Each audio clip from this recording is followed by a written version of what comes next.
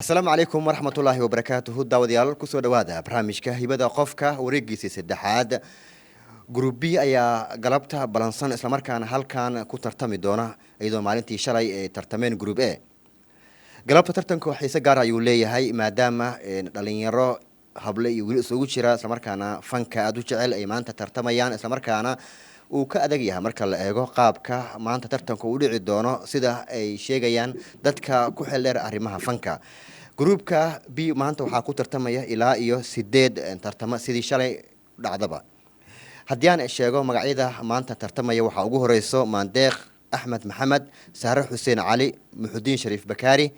علي حسن مهدي حسين سياد علي نفيس محمد عبد القادر حسين آدم مختار iyo waliba Nuuruddin Cabdullaahi Cali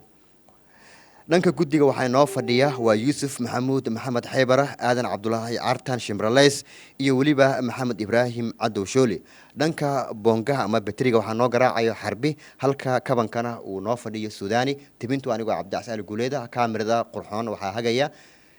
kaamirmaankeena ayaan leh dhanka farsamada waa ceen laaw ku soo dhawaada mar kale barnaamijka hibada qofka oo aad ka daawanaysaan TV-ga SMS iyo sidoo kale baraha bulshada aan ku leenahay sida aad nooga barateen horena waxaan jeclahay in halkan ku soo dhaweeyo tartamayaasha 8 tartama ee halkan fadhiya si ay u arkaan daawadayaasha iyo waliba guddiga waxaan jeclaan lahaa marka hore inay afarta ugu horeyso ah Maandeeq Axmed Maxamed Sahre Xuseen Cali iyo Muxudiin Shariif Bakaari Cali Xasan Mahdi in halkan yimaadaan waagaakeen daawadayaal wali waxaad daawanaysaan barnaamijka hibada qofka TV-ga SMS iminkan waxaan u yeerayaa afarta kale waa Xuseen Siyaad Cali Nafiis محمد عبد القادر حسين آدم مختار iyo Nuuruddin Cabdullaahi Cali waagaakeen daawadayaal barnaamijkeena ayaan gudagali doonaa balse marka hore waxaan jeclaan lahaa in mikrofoonka aan ku soo dhaweeyo gudoomiyaha guddiga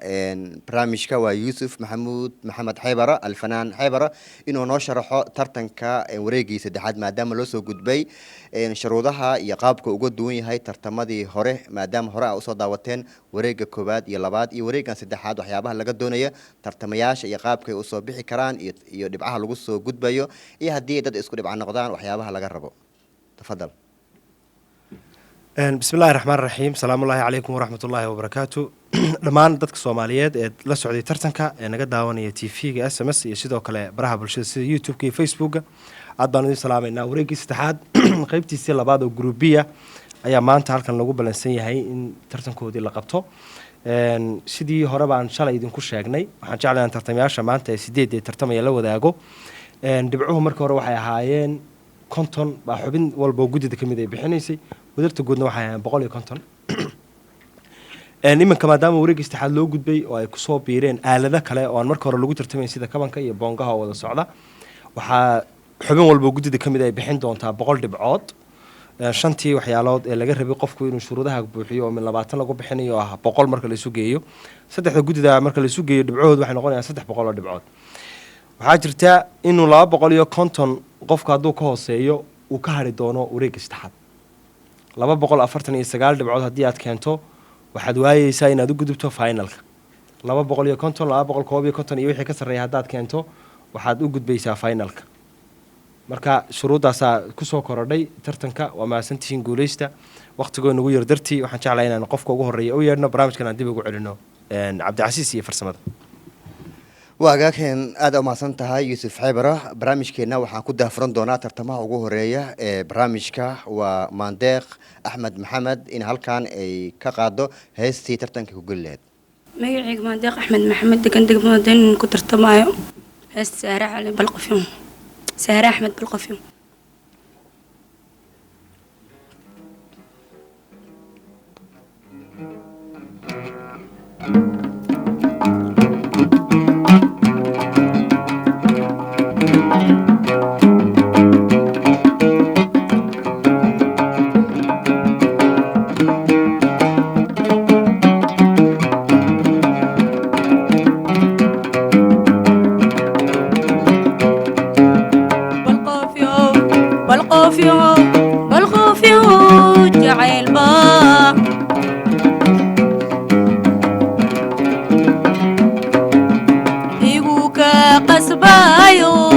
ودي قور سنسا غير كام وايني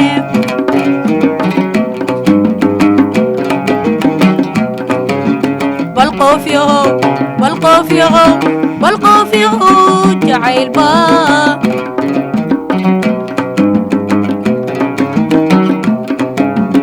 igu ka qasbayo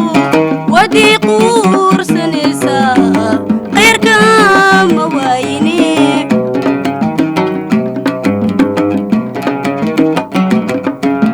qosolba way kula tahay qarqaryadani haysiyo qamuuyada naftaydiyo dibnahan qaniina qosolba way kula tahay qarqaryadani haysiyo qamuuyada naftaydiyo dibnahan qaniina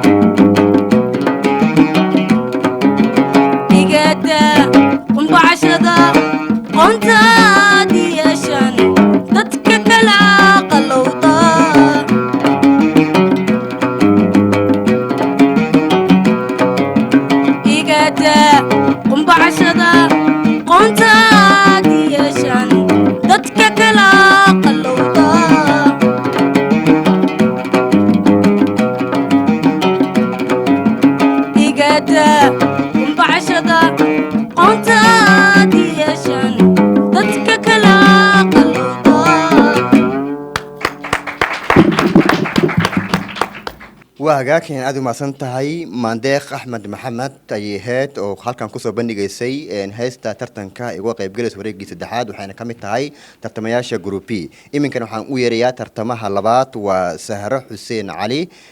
إن هالكان كوسو قادو هيستا جعشا إن ترتنكا إيقوا قيب قادتو magacaygu waa Saaro Xuseen Cali waxaan ku tartamayaa heesta Maamare Mursalays inuu rucliyo orod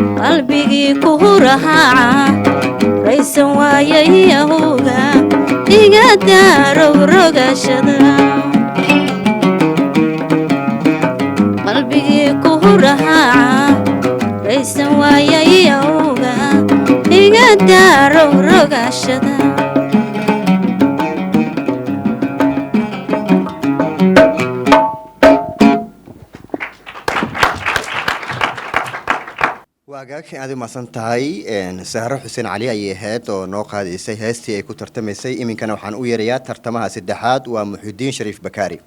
magacaygu waa maxdiin shariif bakaari oo ku tartamaya heesoo qaaday cabdi tahliil warsame heestii ugaas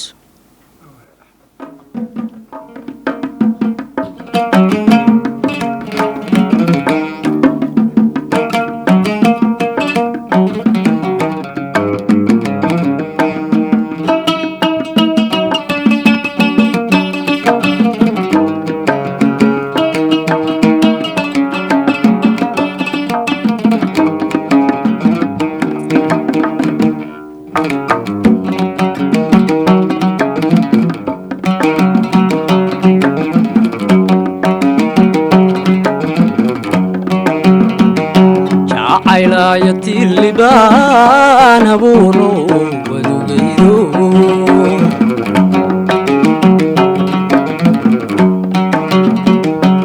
intaan udugtiisii muday baan ilaalsho waladkeeyo abbaydi sidii u dhowre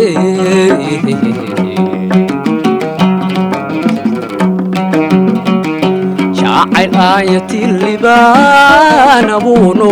wadugaydo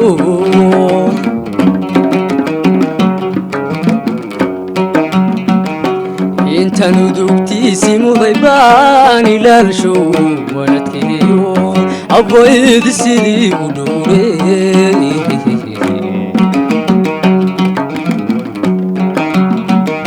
markan ku lahaa ugaasoy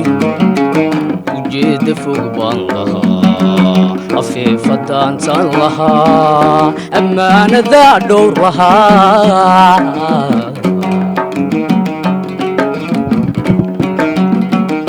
markuu u bixii isgaray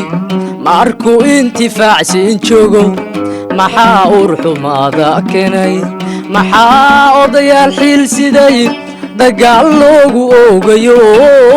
maxaa loo iima sheego weliba aflagaada keenay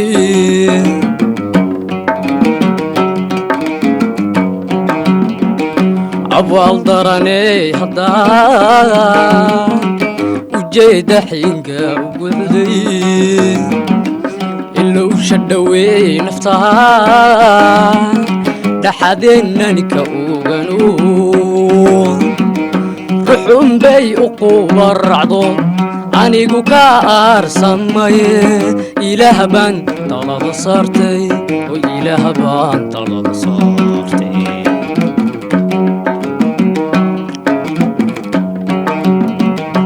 abaal daraney haddaa ujeedda xinga u guday ilowsha dhaweey naftaa dhaxadeennanika oganu ruxun bay u qubaracdo anigu ka aarsamaye ilaah baan talada saartay oo ilaah baan talada saartay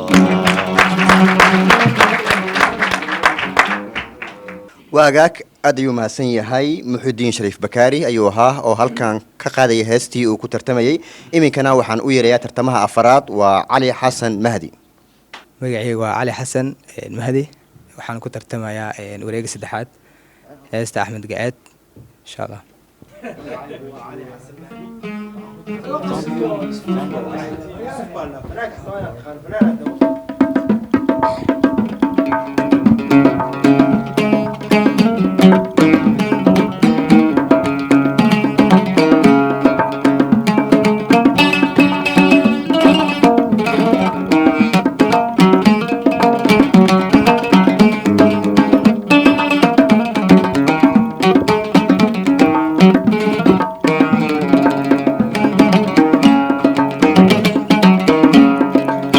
isteexato ka seexa waaye dhoorsan iyo kogoy cirka sara u eego sujeedku waaro ku sabaaday noloshe wad isteexato ka seexa waaye dhoorsan iyo kogoy cirka sara u eego sujeedku waaro gustafaaday noloshe ila lagu su'aalo kugu seego aakhiro waan kula socdaaye kuma saamaxaaye jeer suu dhawaaqdo maseegtada angaarne ila lagu su'aalo kugu seego aakhiro waan kula socdaaye kuma saamaxaaye jeer suu dhawaaqdo maseegtada gangaarne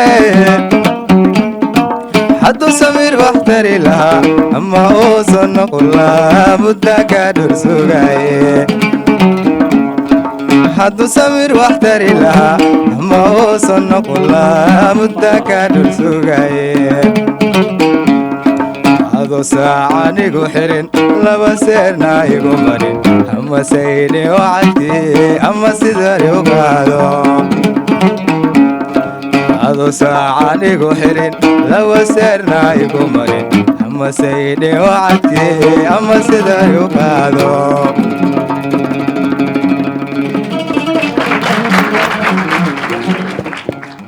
waagaageen daawadayaal kaasina wuxuu ahaa cali xasan mahdi iminkana waxaan u yeerayaa tartamaha shanaad ee barnaamijka hibada qofka wareegiisa saddexaad group B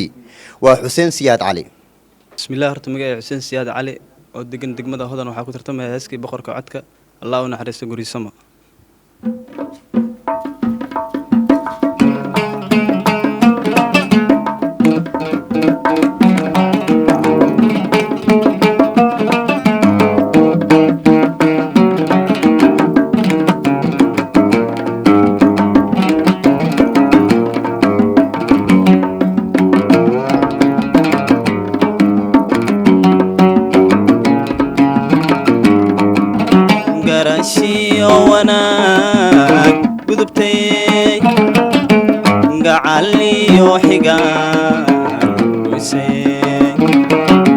garashiyo wanaag gudubtay gacaliyo xigaankuisay geedkii jacaylka gunti baad ka jirtay geedkii jacaylka gunti baad ka jirtay gurya samaalahayo geederuna lahayo gurya samaalahayo geederuna lahayo cabsan maaye waxaan go'aanaya ina laba gayaano sabgarata noqone sabgarata noqone cabsan maaye waxaan go'aanaya ina laba gayaano sabgarata noqone sabgarata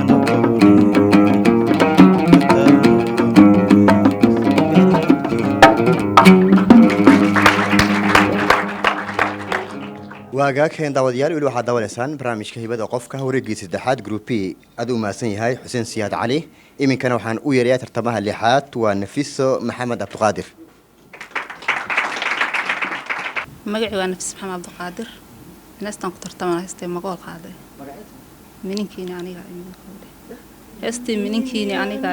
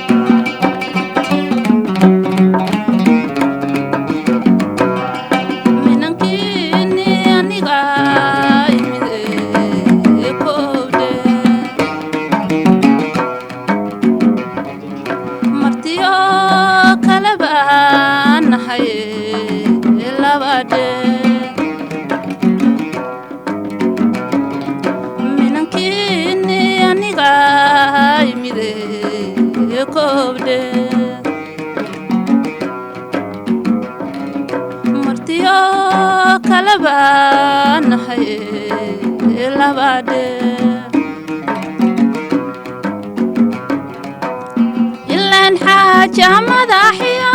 mejo kala lahaatay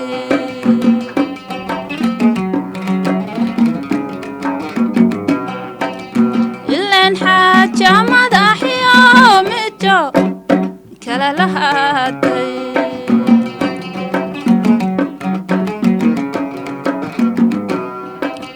marinkay wuxuu yahay وينادي مريسا مرينكي وحو يهي وينادي مريسا عدنا يناد مسؤول مسؤول مسؤول من كذا جلسا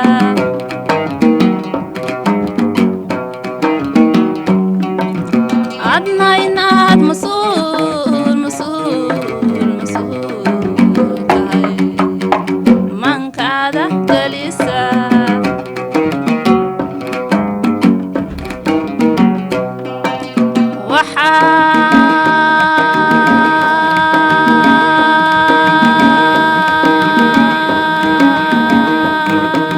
مقشي دعي مو قاضي غجري معنى هودا يشيك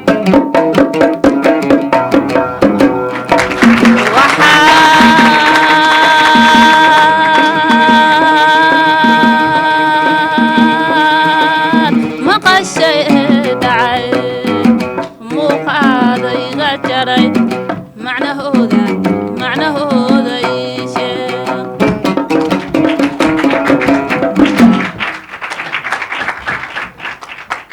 waagaag aad ay umahadsan tahay nafiso maxamed cabdiqaadir ayay ahayd oo ku tartamaysay hees ay qaaday magool iminkana waxaan u yeerayaa tartamaha toddobaad waa xuseen aadan mukhtaar bismillaah magacaygu waa xuseen aadan mukhtaar waxaan ku tartamay heestii allah u naxariistay maxamed axmed kuluc diiga habeenkii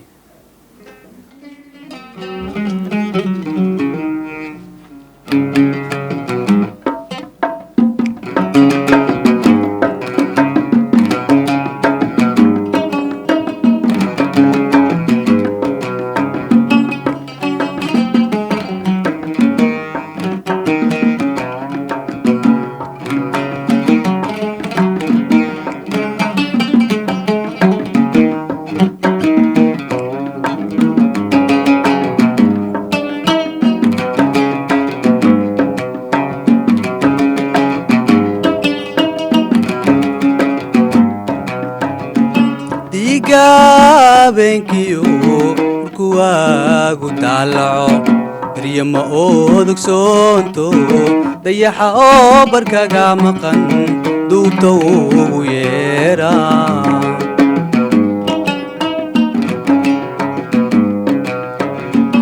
diiga habeenkiyo markuu waagu daalaco baryama oodogsoonto dayaxa oo barkaga maqan duubta ugu yeedha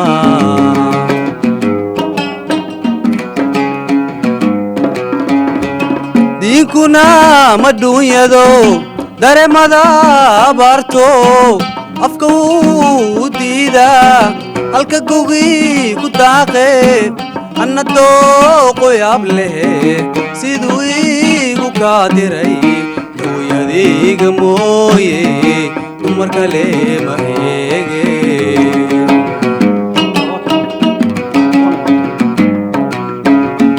danka malaahetaadhaaf odoqoone haw jabin danka malaahetaadhaaf odoqoone haw jabin darbaygu yiraahde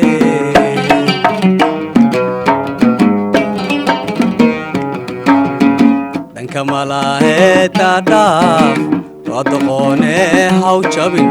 danka malaahetaadhaaf odoqoone haw jabin darbaygu yiraahde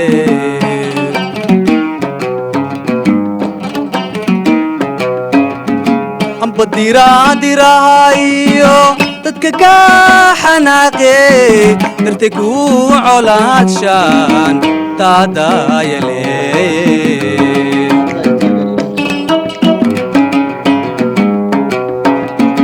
aniguna jacayl daran sidaad iigu daysa nafta waa damqaysa sidaad igu darnaata aniguna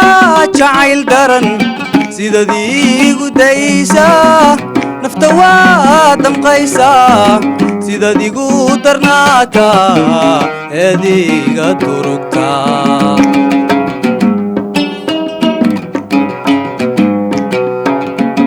adaliigu diida dadka iigu maqashaa adaliigu diida dadka iigu maqashaa dadka iigu maqashaa waagaageen daawadayaal weli waxaad daawanaysaan barnaamijka hibada qofka wareegii saddexaad groupi ayaa galabta tartamaya xiise gaarah ayuu leeyahay aad ayuu mahadsan yahay xuseen aadan mukhtaar oo halkan kusoo bandhigay hees aad u macaan iminkana waxaan u yeerayaa tartamaha ugu dambeeya ee sideedaad ee groupi waa nuurudiin cabdulaahi cali awalan assalaamu calaykum waraxmatullaahi tacaala wabarakaatu magacaygu waa nuurudiin cabdulaahi cali waxaan ku tartamayaa heeskii jacayl kale awood loo qaaday bashiir cali xuseen cafwan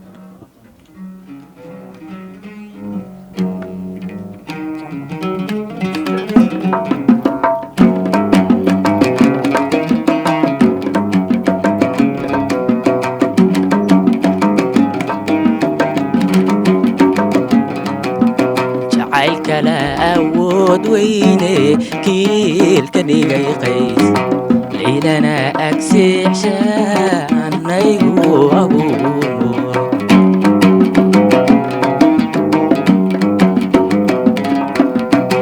أغد وكفافو ديلينا نكيستو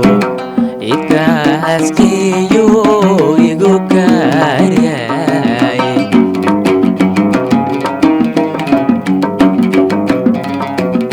جعل كلا أود ويني كيل كديغي قيس ليلنا أكسح شانيغو أبوه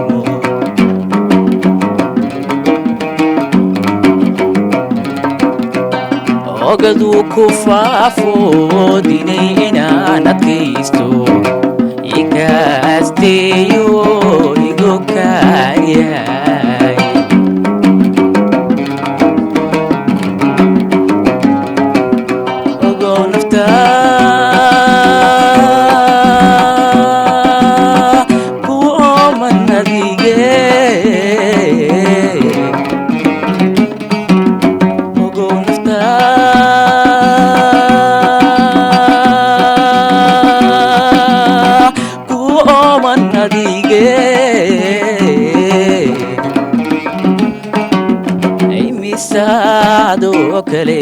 أرجيلة ميدو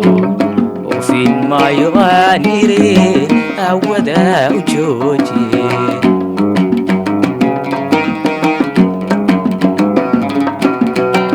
ميسادو كلي أرجيلة ميدو وفي ما يغانيري أودا وجوجي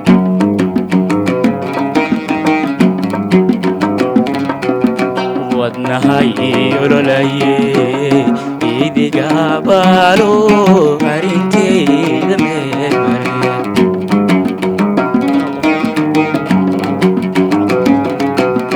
wadnahay ololaye idiga baalo arinteyda waa hagaageen daawadayaal kaasina wuxuu ahaa nuurudiin cabdulaahi cali oo ahaa tartamihii ugu dambeeyey ee group B wareega saddexaad ee barnaamijka hibada qofka ee TV-ga SMS sidoo kale waxaa naga daawan kartaa baraha bulshada aan ku leenahay sida Facebook YouTube-ka ee barnaamijka hibada qofka waxaan sugnaamaha waa natiijada tartamayaasha sideedda ah ee galabta halkan ku tartamay isla markaana ku soo bandhigay hibadooda faneeda yaa noqon doono dadka kaalmaha ugu horeeya ee ka soo bixi doono groupkan maadaama groupkan ay ku jiraan dad aad u adag isla markaana uu ka duwan yahay tartamadii hore isla markaana guddiga ayaan dhowaan natiijada noogu dhawaaqi doono hadduu alidmo ayagaan ka warsugayna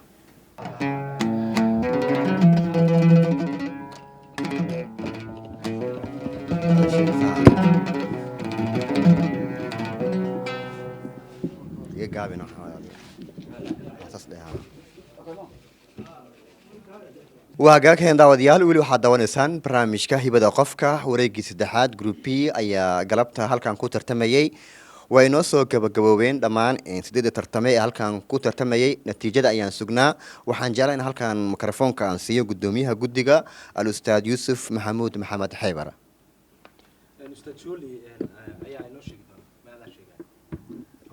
بسم الله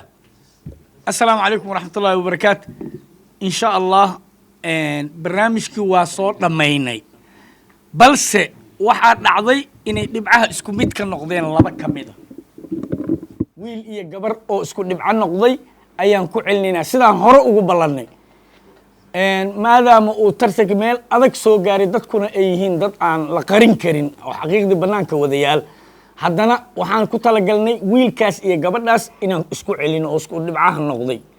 kadib ayaan natiijada guud ahaan sheegi doonaa laakiin hadda waxaan gelaynaa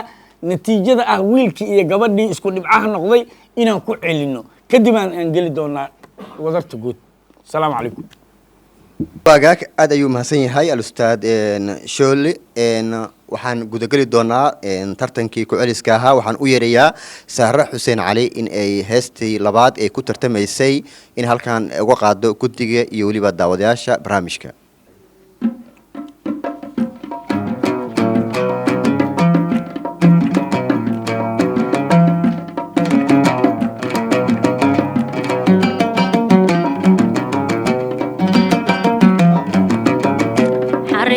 laguma wacnaado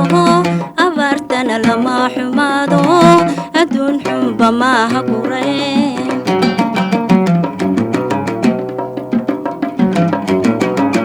xareedda laguma wacnaado abaartana lama xumaado adduun xunba maaha gureen hadduu ku xeel furnahado xogtiisana ruux ku siiyo xusuusta lagama gooye hadduu ku xeel furnahado xogtiisana ruux ku siiyo xusuusta lagama gooye xaggaaga markaanu ciiray inaad xadka higa baydha xeerkiisa jacaylku maahe xaniya ceebiyay ku raacin xaggaaga markaanu ciiray inaad xadka higa baydha xeerkiisa jacaylku maahe xaniya ceebiyay ku raacin waagaag aad ay umahadsan tahay saare xuseen cali oo u tartamaysay maadaama ay isku dhibcan noqdeen nuurudiin cabdulaahi cali heestii halkan ay ka qaaday guddiga ayaa u qiimeyn doona iminkana waxaan u yeerayaa nuurudiin cabdulaahi cali in halkan uu isna heestiisii labaad uu ka qaado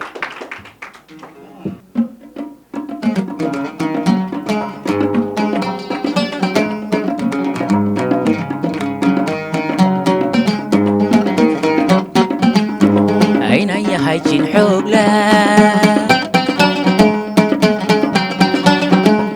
hor wada xariiro dushanku xambaarto ka qaaday xayaadee aynan yahay jin xoog hor wada xariiro dushanku xambaarto ka qaaday xayaadee markii aan hablaha xulay anon kugu xumaynayn markii aan hablaha xulay anon kugu xumaynayn xafadaad ku nooshaay maxasuusan adigee markii aan hablaha xulay anon kugu xumaynayn markii aan hablaha xulay anon kugu xumaynayn xafadaad ku nooshaay maxasuusan adigee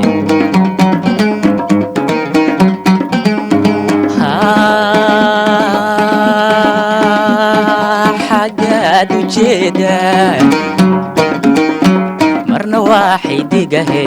ninka xoola ka dhacay ka dacwey xafiisyada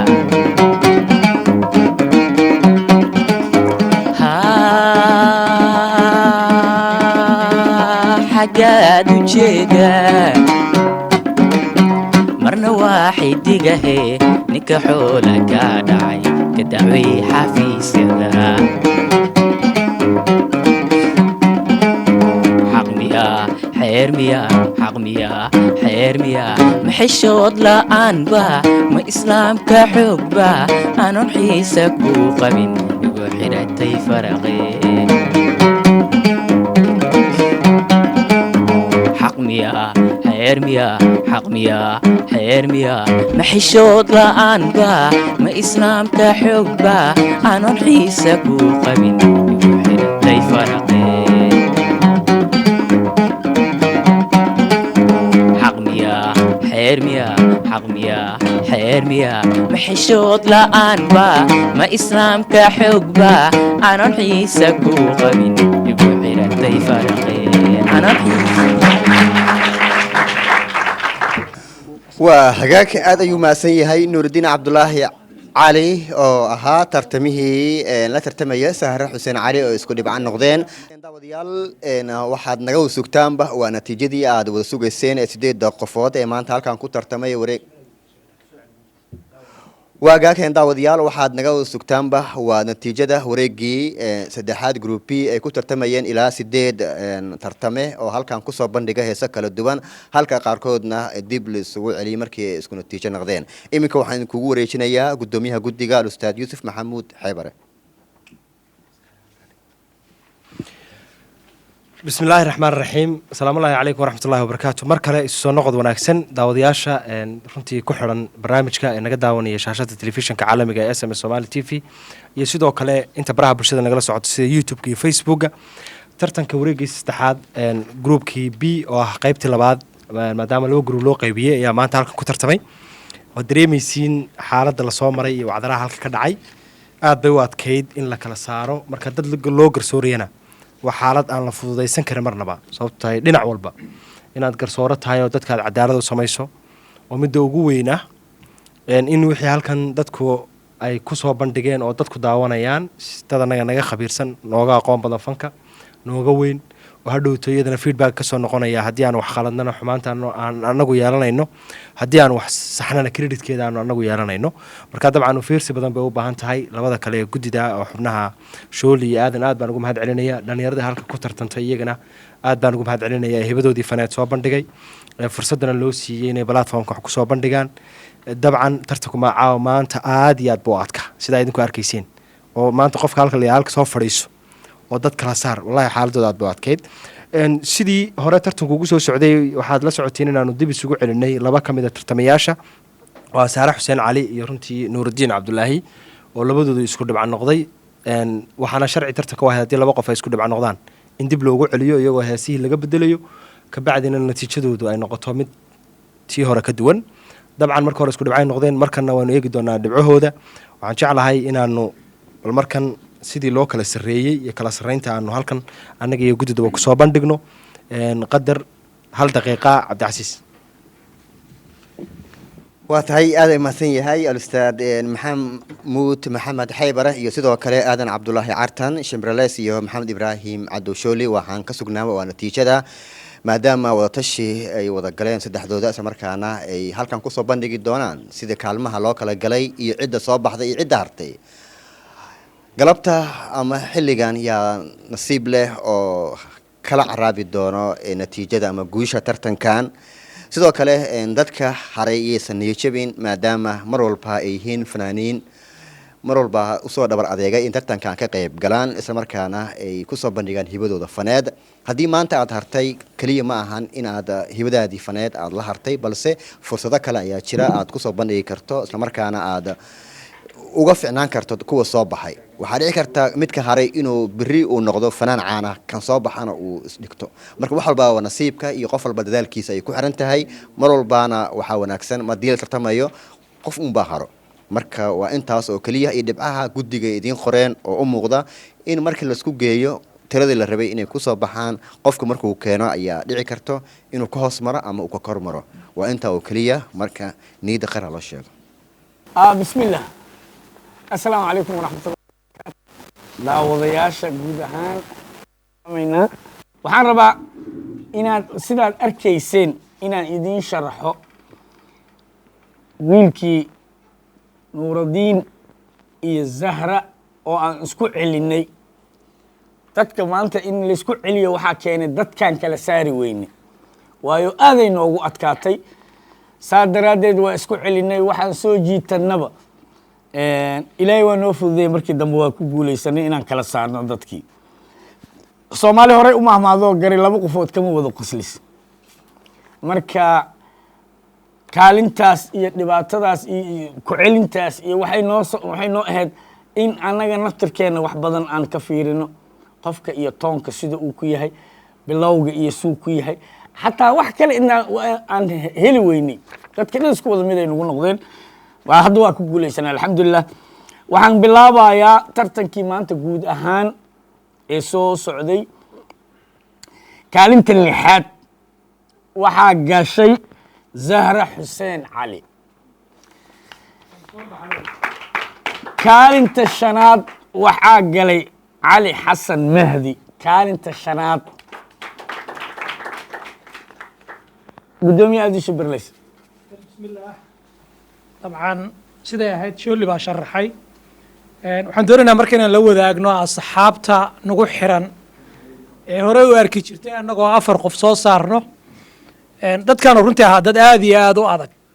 ma dhici karto qof soo baxay oo dhibcihii loogu talagalay naga haysto inaan xakamayno oo celinno taas ayaa keentay inaad maqashid xagga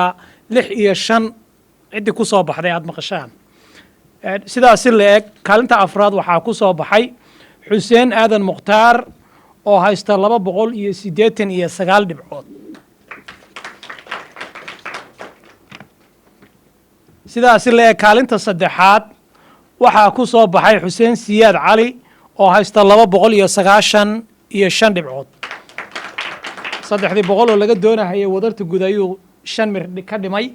marka waxaan ku wareejinayaa gudoomiyaha Xaybaro si uu asna inugu tabiyo nambarada uu hayay cidda soo gudubtay